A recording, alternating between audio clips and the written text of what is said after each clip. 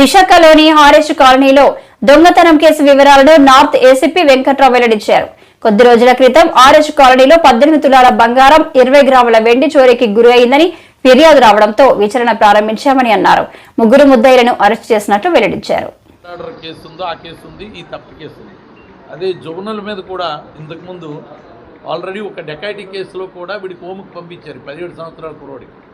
అది కూడా వాడు హోమ్లో 13/7/24న ఆర్లో పిఎస్ కేసులో వాడికి ఆల్రెడీ జువనల్ కేసులో వాడు హోమ్కి వెళ్ళాడు కనుక మళ్ళీ హోమే 17 ఇయర్స్ కాబట్టి మళ్ళీ హోమ్కే పంపిస్తాం.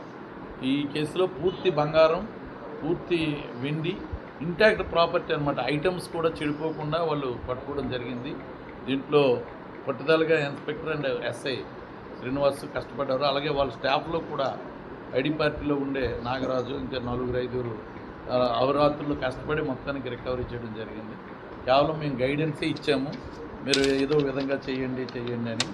ఆర్ శ్రీనివాసరావుతో పాటు పి నరసింహరావు హెచ్సి ఒకతను, జే నాగరాజు ఒకతను, జేఎం మల్లిక్ అన్నతను కానిస్టేబుల్, వి సంతోష్, వీళ్ళు నలుగురు కూడా ఇన్స్పెక్టర్ ఆధ్వర్యంలో ఎస్ఐతో పాటు సహకరించి మొత్తం రికవరీ చేయడం జరిగింది. ఇంకేమైనా ఉంటే చెప్పండి. ఏ విధంగా అంటే యాక్చువల్గా ఇతను ఏదో హాస్పిటల్ పని మీద వెళ్ళాడు, చిన్నపిల్లలు ఇంటి దగ్గర ఉంటే వాళ్ళ పిల్లలు ఇద్దరిని పెట్టి వాళ్ళు లేని సమయంలో పడుకొని తండ్రి తల్లి హాస్పిటల్లో ఉండేటప్పుడు పక్కనే వాళ్ళు మరదలు ఉంటారు.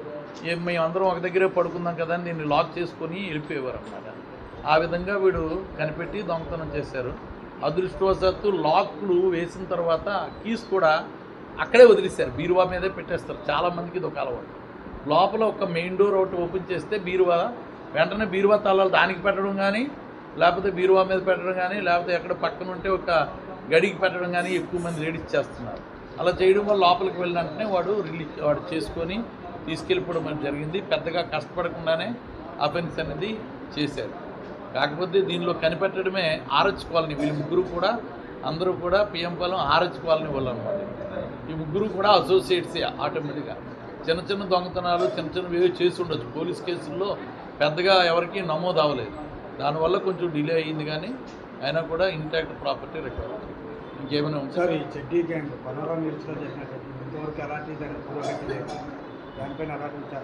లేదు, అది దాంట్లో ఏంటంటే కొంత ఇన్ఫర్మేషన్ మాకు ఉంది. దాంట్లో ఎటువంటి ఇన్ఫర్మేషన్ లేక కాదు, ఐడెంటిఫై కూడా ఉంది. కానీ ఈ గ్యాంగ్స్ ఏంటంటే మధ్యప్రదేశ్ సంబంధించిన ఏరియాలో వాళ్ళు, మన ఏరియాలో ట్రైబ్స్ ఎలాగో అక్కడ కూడా ఇది ట్రైబ్స్ గ్రూప్ అనమాట. బిల్లు అంటారు అన్నమాట, బిల్లు క్యాస్ట్. అక్కడ ఏంటంటే విలేజెస్సే ఈ అఫెండర్స్ ఉంటారు పూర్తిగా గ్రామాలన్నీ. పోలీస్ ఫోర్స్ కూడా అక్కడ లోకల్ ఫోర్స్ సపోర్ట్ తీసుకొని వెళ్ళాలి. సుమారు చాలా రోజుల నుంచి దాని మీద కంటిన్యూషన్ చేస్తున్నాం. మా సిపి గారు దీని మీద ప్రత్యేకంగా పెట్టి రెగ్యులర్ టీమ్స్, ఎప్పుడు ఇంతకుముందు అలా జరగదు పోలీసులో.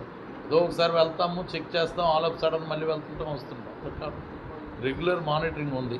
బట్ కానీ వాళ్ళు ఏంటంటే అఫెండర్స్ నోటోరియస్ క్రిమినల్స్ కనుక వాళ్ళు కొన్ని రోజుల పాటు గ్రామానికి చేరుకోకుండా కూడా వాళ్ళు బయట ఎక్కడో తిరగడం అది చేస్తారు. టెరైన్ కూడా ఎలా ఉంటుందంటే పెద్ద జొన్నతీలు అవి ఉండి కొండలు హిల్లీ టెరైన్ ఉంటుంది అనమాట. పోలీసులు చాలా దూరం నుంచే కనిపిస్తుంటారు వాళ్ళకి, ఎత్తైన ప్రదేశం కనుక కొండల్లోకి పారిపోవడం ఇలాంటివి ఉంటాయి. తర్వాత వాళ్ళు ఇంతకుముందు గతంలో కూడా పోలీసు మీద అటాక్ చేయడం, ఈ యారోస్ వేసి గాయపరిచిన సంఘటనలు కూడా అక్కడ పోలీసుకు ఉన్నాయి. కనుక వాళ్ళ పర్మిషన్తోనే మనం చేయాలి, ఏదైనా మనం తొందరపడి చేయలేదు. ఐడెంటిఫికేషన్ అయితే జరిగింది. అది కొన్ని కారణాలతో మనం ఇప్పుడు పేర్లు అవి చెప్పడం వల్ల వాళ్ళు కొంచెం ఎస్కేప్ అయ్యే పరిస్థితి ఉంటుంది. అంటే మనం 5-6 మెంబర్స్ వచ్చారు అనుకుంటున్నాం, అందులో 2 మెంబర్స్ ఐడెంటిఫై అయిపోయారు ఆల్రెడీ. టెక్నికల్గా కూడా అంటే మనం ఏదైతే ఫింగర్ ప్రింట్స్ ఎనాలిసిస్ ఉంటాయో దాని ద్వారా కూడా ఐడెంటిఫై చేయడం జరిగింది. అంటే అది 100% యాక్యురేట్ ఉంటుంది, ఎక్కడ చిన్నది కూడా మిస్టేక్. వాళ్ళు తాలూకా ఒక్కొక్క ఎంఓ అంటాం అన్నమాట, మోడిస్ ఆపరండి, వాళ్ళ వ్యక్తులు వాళ్ళ తాలూకా లక్షణాలు డిఫరెంట్గా ఉంటాయి. అక్కడ